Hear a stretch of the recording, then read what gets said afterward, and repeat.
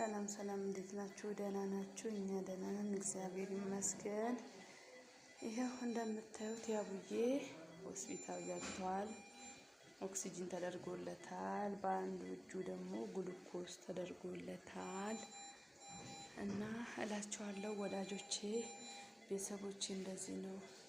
በጣም ብሶበት ነበር ያስገባሁት። በጣም አይገልጸውም በጣም እና አንድ ልብ መልካም ሴት ትናንትና ደውላልኝ አካውንቴን ስሜን አረጋግጣ እሷ በላከችልኝ ብር ዛሬ አምጥቼ ሆስፒታል አስገባሁት። ብሶበት ነበረ። እሷ ባትልክልኝ ኖሮ እውነት ያቡዬን በነፍስ አላገኘውም ነበረ።